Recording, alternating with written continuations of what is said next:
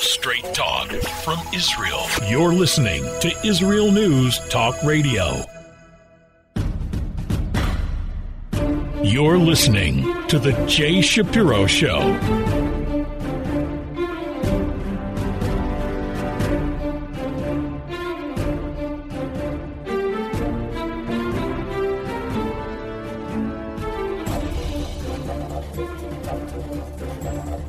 Hello again, this is Jay Shapiro. Thanks for listening.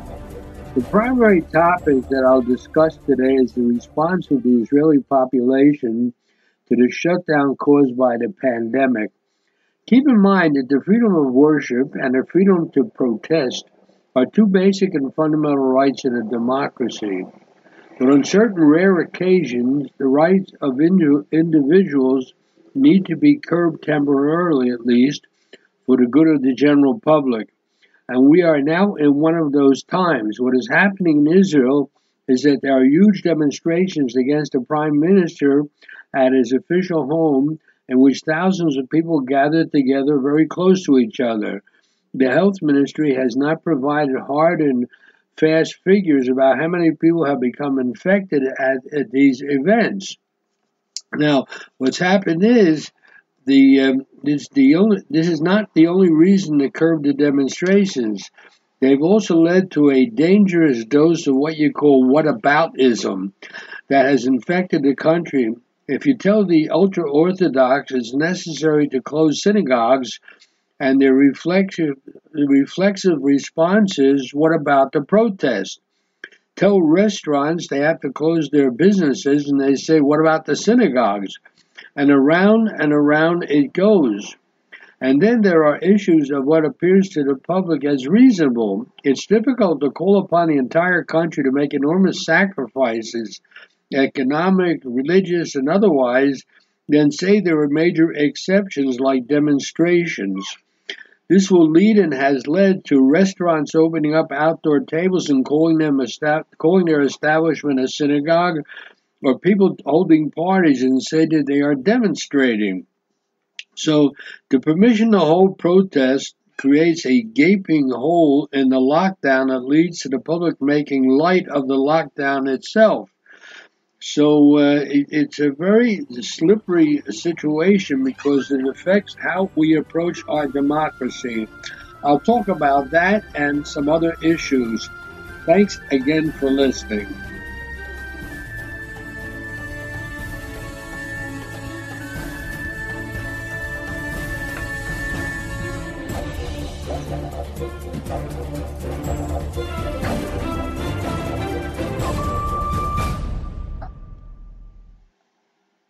Always challenging the status quo. Hello, I'm Rod Bryant on Beyond the Matrix here at IsraelNewsTalkRadio.com. I want to encourage you to listen each week, every Wednesday at the same time, for an amazing show that will challenge you, inform you, and inspire. News, views, and wisdom for the nations here on IsraelNewsTalkRadio.com. Don't forget, Beyond the Matrix every week, Wednesday, here on IsraelNewsTalkRadio.com. You're listening to the Jay Shapiro Show.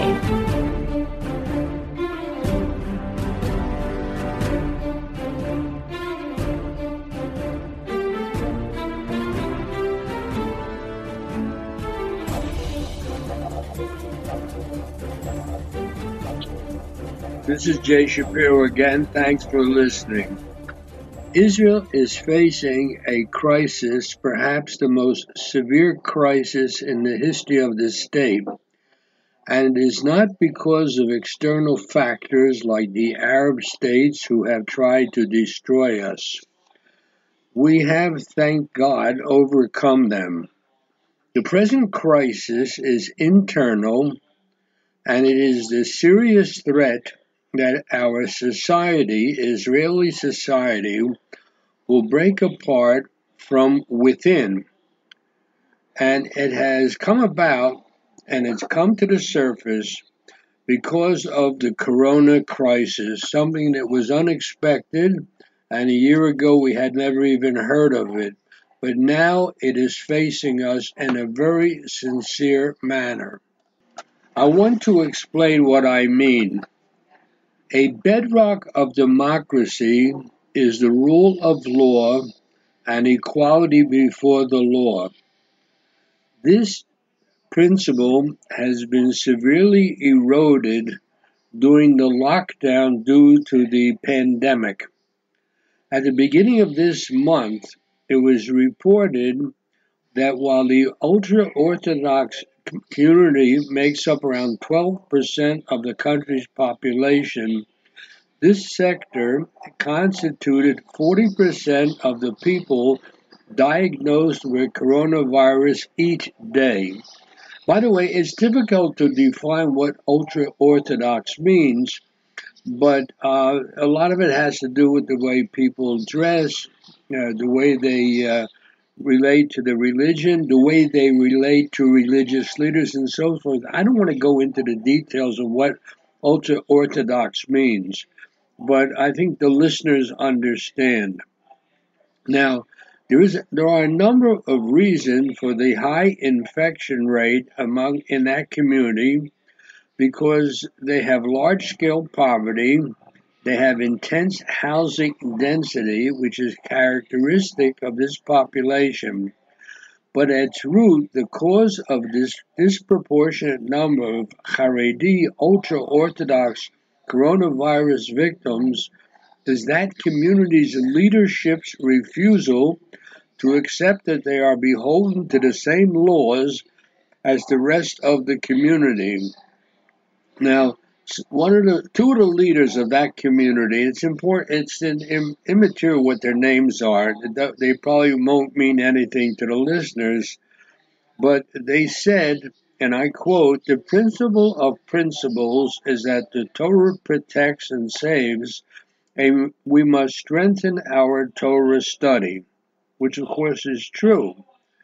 These two prominent non-Hasidic Haredi leaders made this recent statement, and government regulations banning large indoor gatherings in study halls and synagogues have no status in the eyes of these leaders.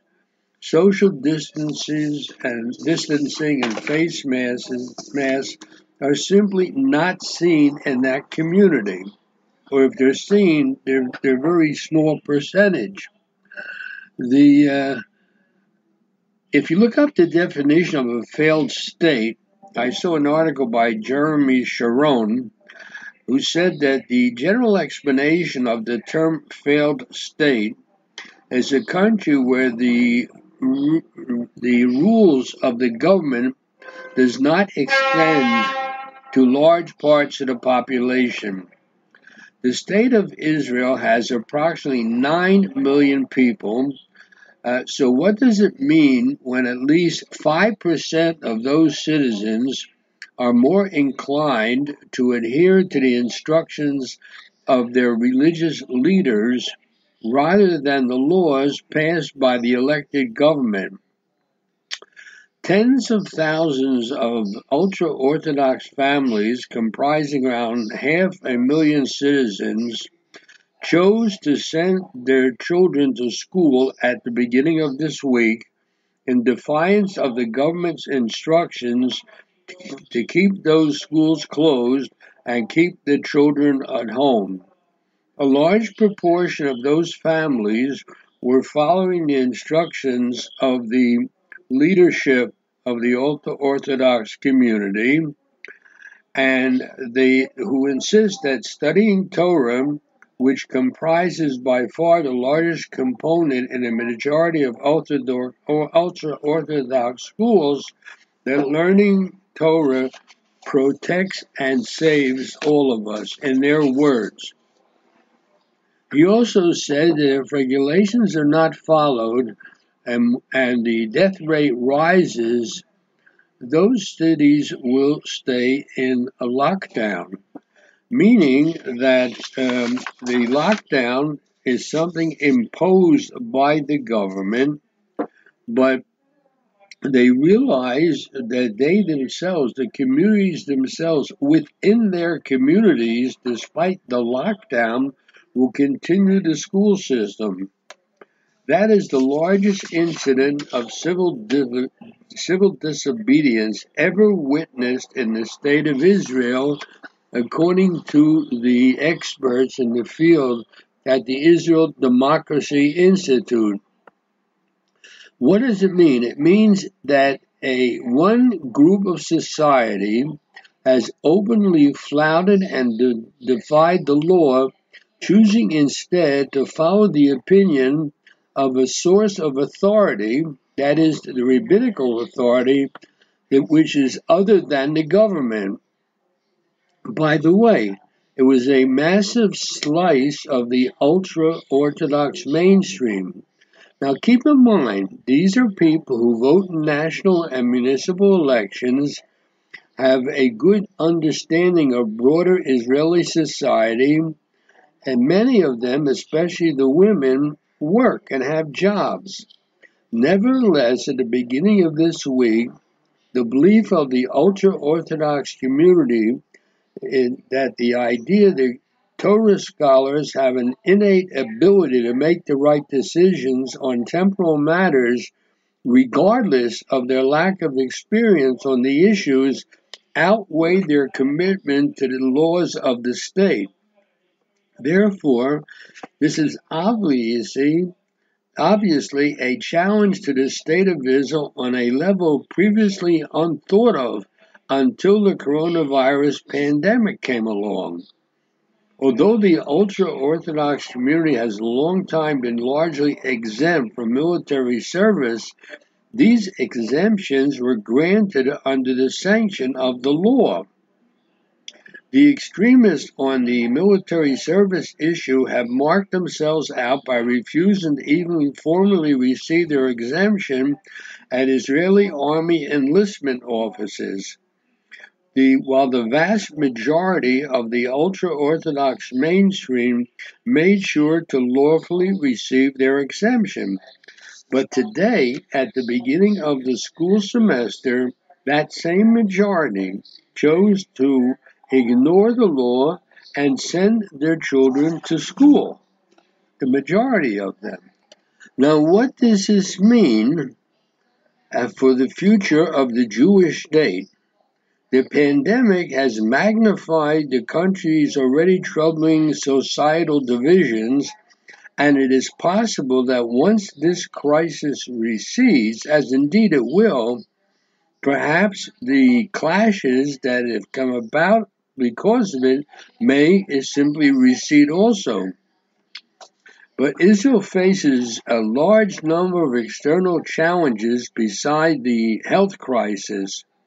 If a large and growing portion of the population does not feel it is part of the national effort to protect the very lives of the nation, the government may have to do something about it. It simply can't sit by idly while the laws are flouted.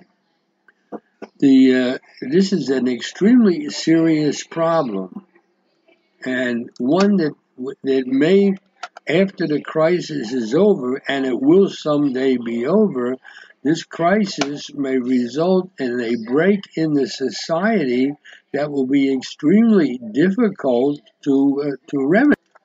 Some serious analysts of this situation have compared what's happening now to what happened 15 years ago when the Jewish presence was to be uprooted in the Gaza Strip.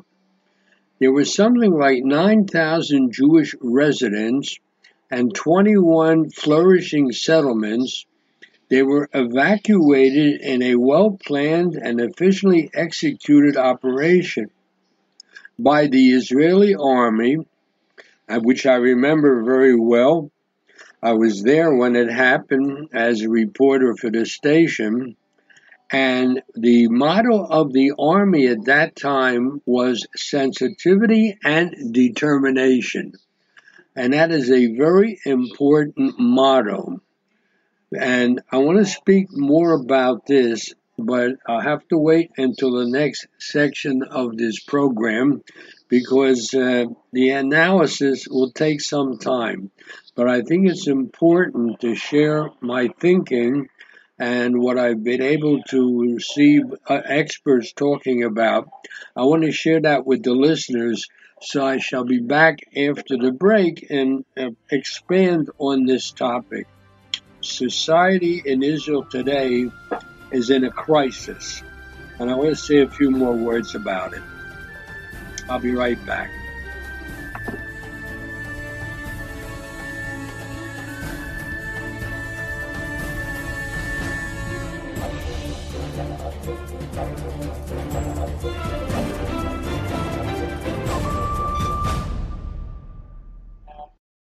Shalom, everybody. Making a difference often takes just one moment and one person at a time.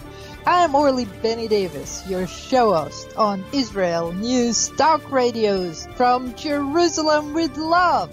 You'll be hearing people talking about politics, religion, social issues, and making a better tomorrow. Join me, Orly Benny Davis, for God and Country. From Jerusalem with love. Wednesdays on Israel News Talk Radio. Psalm 23, the Lord is my shepherd, I shall not want. Did you know this psalm and many others were composed by a Jewish shepherd and musician who later became a king? Would you like to know some of the inner meanings of psalms to help you connect with God and strengthen your soul? An exciting and easy-to-read book is now available which will help you do just that. Software for the Soul, Psalms for Everyone, available on Kindle, Audible, and Amazon.com. Software for the Soul. You're listening to The Jay Shapiro Show.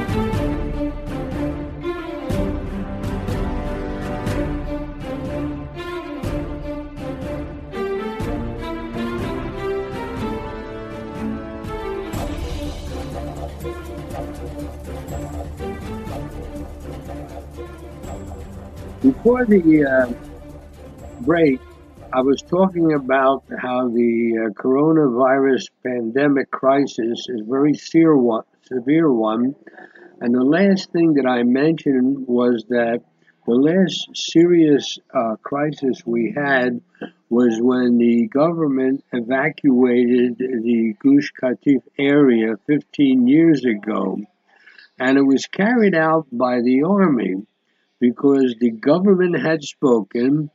And government officials said at the time, explaining the rationale for deploying soldiers to uproot law-abiding citizens from their homes.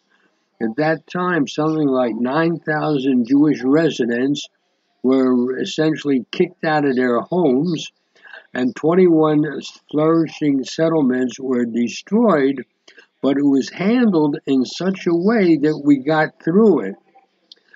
The army carried out the plan despite intense opposition and all the pain and trauma involved.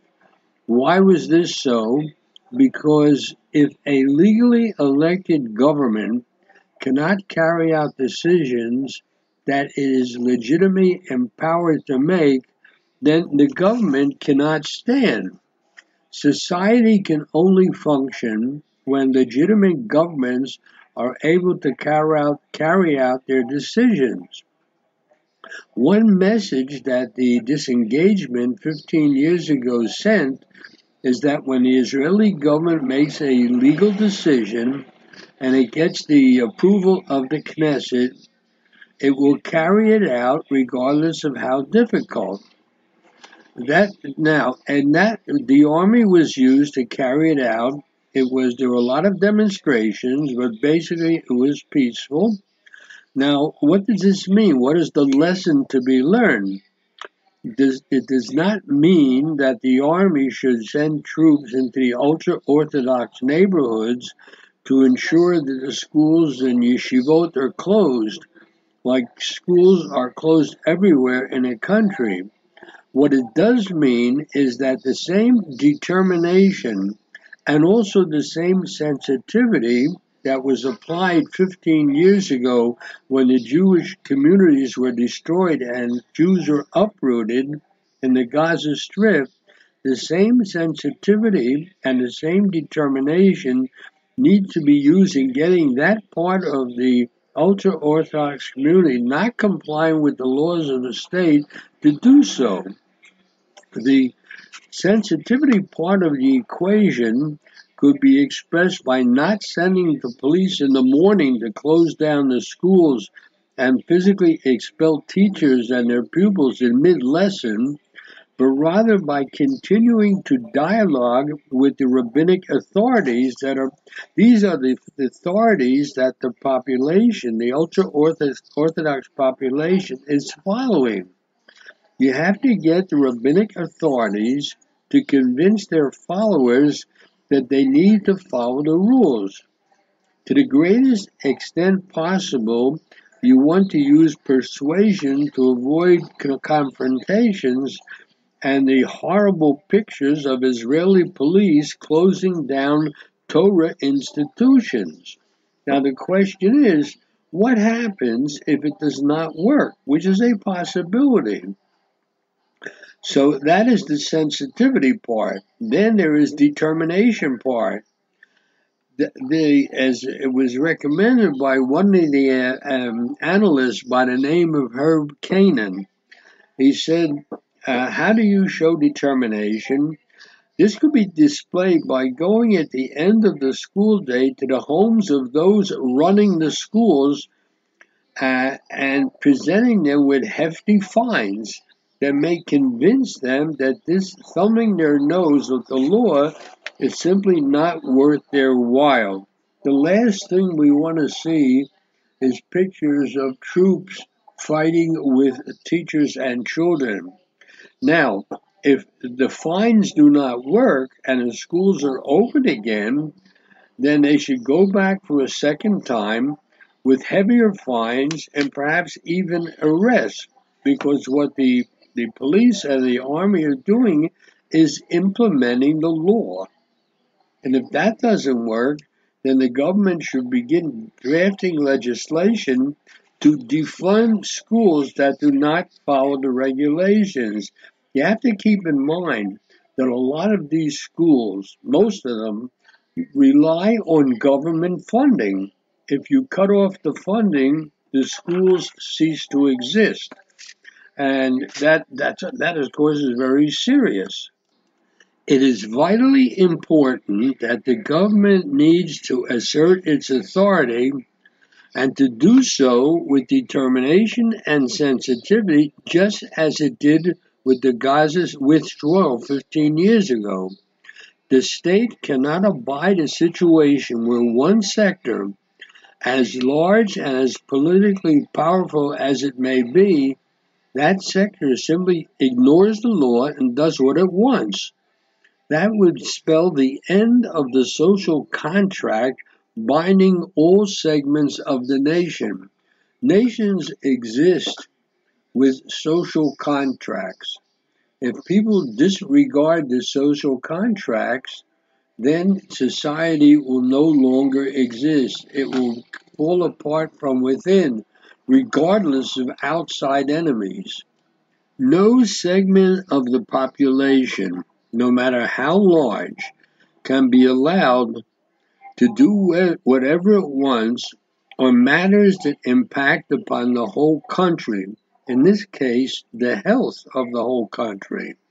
Because to do so, to allow a segment to do whatever it wants, would place the country on a slippery slope that may destroy the country from within.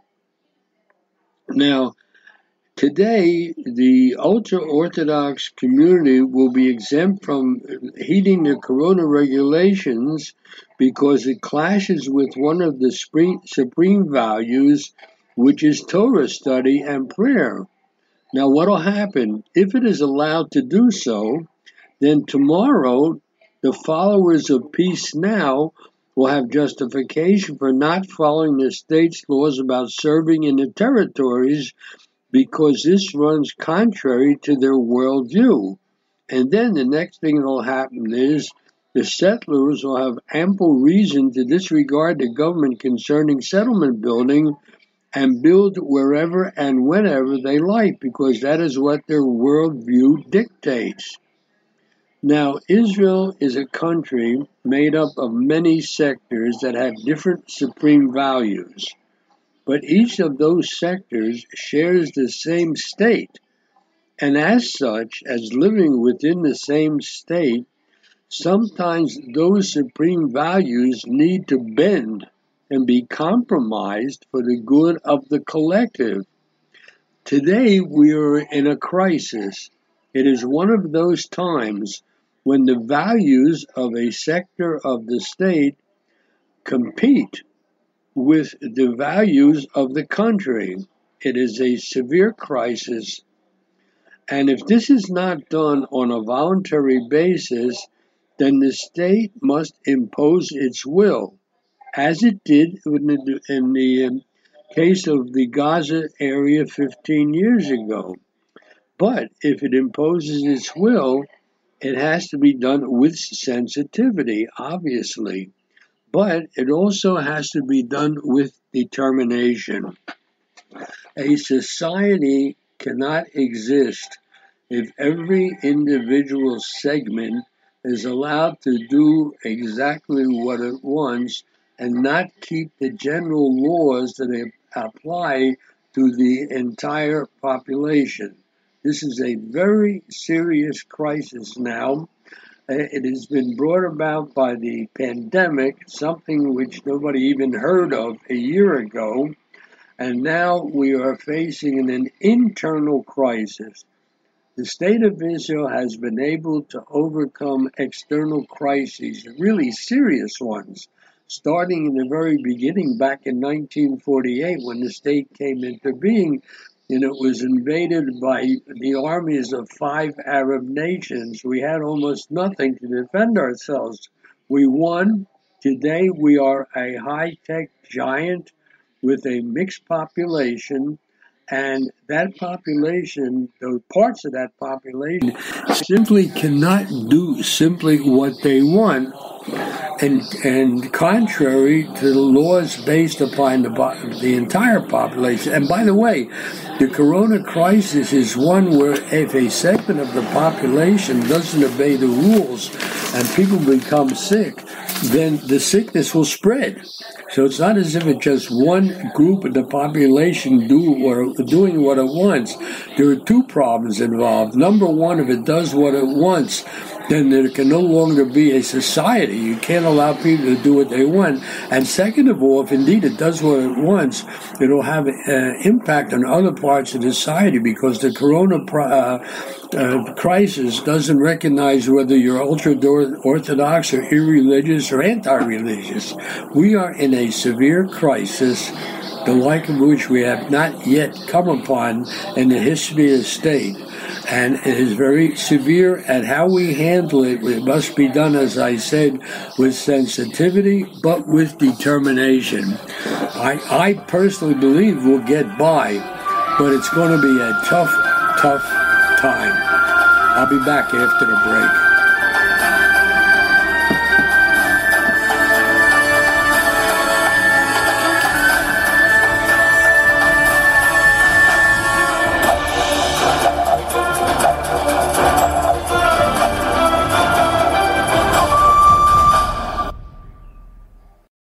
You're listening to Israel News Talk Radio. This is Shai Bentako, and each week I'll be webcasting to you from Judea, origin of the word Jew, a people besieged and beleaguered in every generation. Nazi Germany is but a memory, but in its place the world invented the phantom Palestinians as this generation's internationally authorized Jew killers. Tune in for a different slant on life in Israel, Phantom Nation, every Monday. Hi, I'm Rabbi David Aaron. The soul basics are the most profound, the most essential, and yet often the most neglected in our education. Join me for Soul Talk on Israel's News Talk Radio and discover the secrets to love, spiritual growth, and personal power.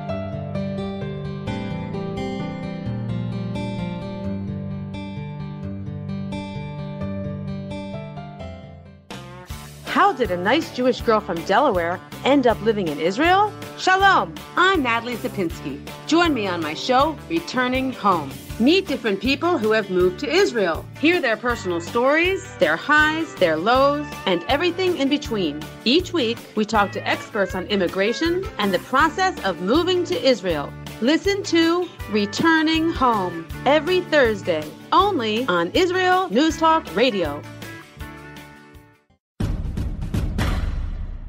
You're listening to The Jay Shapiro Show.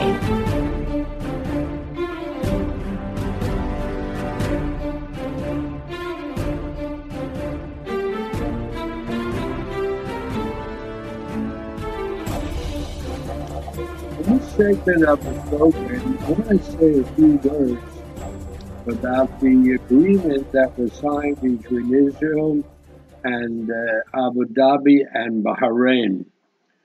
These are a decision that prefigures a complete change of attitude of the Arab countries toward Israel, which is no longer seen as the enemy of the Arab world, but on the contrary as an ally and partner, hopefully in peace, certainly in development and economy of the whole region. And the agreements with these countries are really worth smiling about. Even those who dislike Prime Minister Netanyahu and President Donald Trump should be applauding these accords because they are Mideast game changers, regardless of who will get or take credit for bringing them about. Why do I say this? Because they usher in a new period when the Middle East is not changed to the tragedies of the past, but rather looks for a creative, constructive way to move into the future. As Jared Kushner, the U.S. President's senior advisor, said, instead of focusing on past conflicts, people are now focused on creating a vibrant future filled with endless possibilities. Now, there is much to that statement. One can either be paralyzed by the past or decide to move on. So what's happened is that for too long, this region, especially the Palestinians, have been paralyzed by the past. The significance of these agreements is that key regional players said publicly to themselves and to the world that it is now time to move forward. This doesn't mean that disagreements and clashes in the past are forgotten or washed away. Only they will not be allowed to hold the future hostage forever.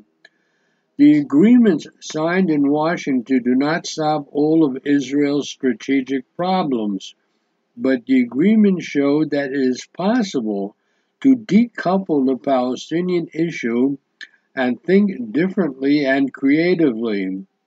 Until now, the world was shackled to an all-or-nothing Mideast peace paradigm that did not work out for the last 50 years.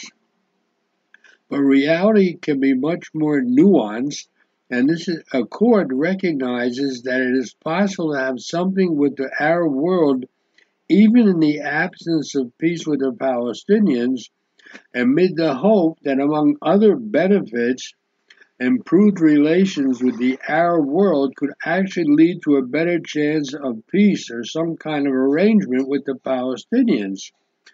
Because key Arab states may now nudge the Palestinians toward more flexibility because they may realize that time is not their friend anymore. One of the failed equations of previous Palestinian peacemaking efforts was the idea that nothing is agreed until everything is agreed. That equation ground the process to a halt. What happens if something can be agreed upon but others not, or at least not till now? So what? Instead of moving forward where possible, this all or nothing approach prevented any movement at all. This thinking dominated the approach toward normalization between Israel and the Arab world. Normalization was impossible until there was full peace with the Palestinians.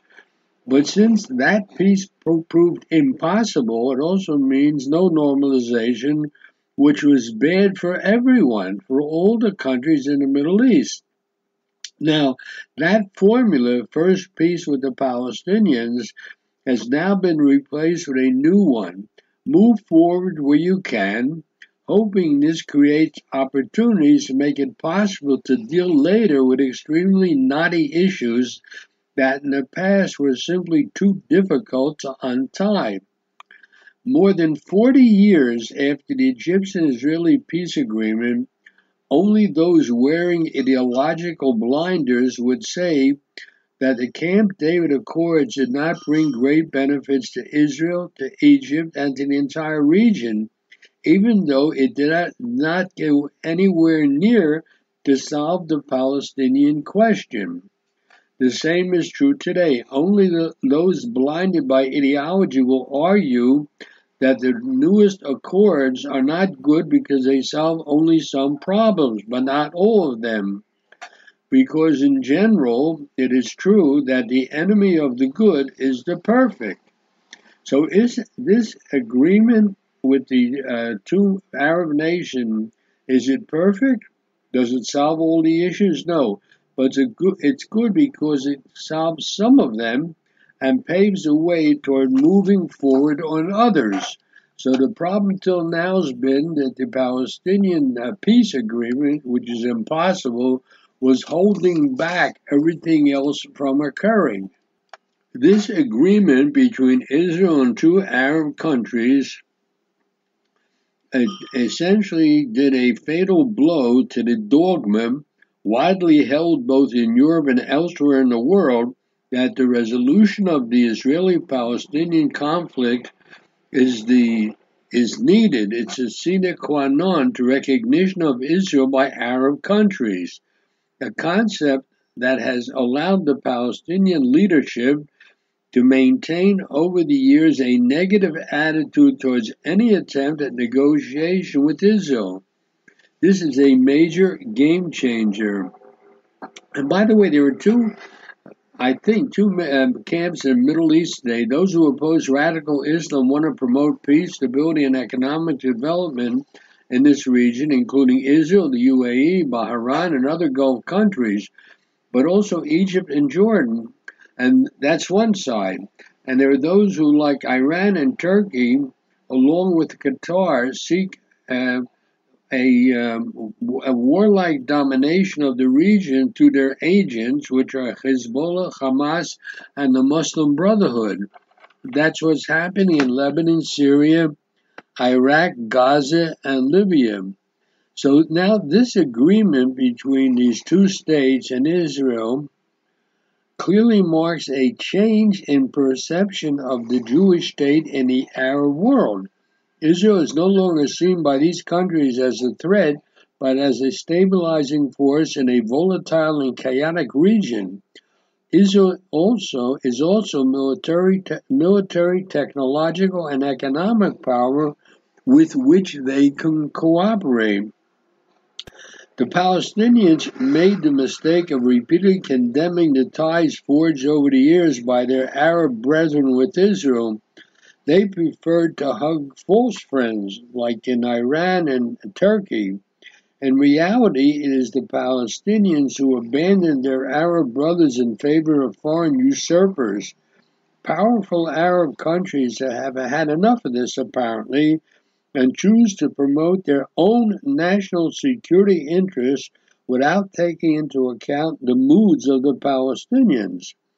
So the question is, will the Europeans, for example, abandon their outdated conception of the Middle East peace process, and more particularly the Israeli-Palestinian conflict, and will they begin to understand the fact that this normalization agreement constitutes a prelude to a deep regional geopolitical evolution, an entirely new paradigm? That is what this is all about. And the Palestinians are now becoming the bad guys. The one negative aspect of all this as far as I'm concerned, is the fact that in order to get this agreement signed, one of the things that Israel agreed to do was to not annex the Jordan Valley, not to make it part of Israel formally. Now, that is bad because it just is not, it's anti-Zionist. However, the other side of that coin is that at the moment, Israel controls the Jordan Valley, and it is our eastern border, and it protects us from any attacks coming from the east. And even though we're not formally annexing this area, certainly no one else is going to stick their nose into that area. Israel is not going in any way, shape, or form stop controlling that area. And maybe we hear already rumors that Israel will start building in that area. If you take a trip in the Jordan Valley, you realize it's almost, I guess you could describe it as a desert. You go for miles and you don't pass anything except some Bedouin encampments and a few small settlements. Only at the southern end near Jericho is there real activity. So the negative part of the agreement with these two Arab nations is that Israel agreed not to annex the Jordan Valley, but the other side of the coin of that agreement is the Jordan Valley isn't going anywhere, and no other country is going to get sovereignty there, and for all practical purposes, it is, although not legally, for all practical purposes, it is a part of Israel. No one else is going to have any sovereignty or any control there.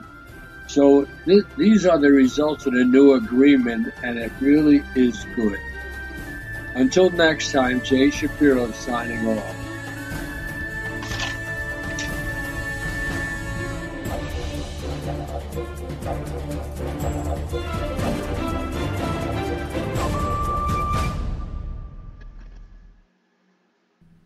Israel News Talk Radio's chat room. Just click the orange button at the top of the IsraelNewsTalkRadio.home page, log in as yourself or an anonymous guest, and join in on the fun. You'll meet other listeners from all over the world who listen to Israel News Talk Radio, and you can make new friends. Israel News Talk Radio's chat room. It's the closest you can get to being in the studio with us. We love listening to Israel News Talk Radio. Where can you get the inside news on Israel? At Israel News Talk Radio, we're dedicated to sharing Israel's inside story with the world by providing our listeners with news on Israeli politics, current affairs, and Israeli Jewish culture.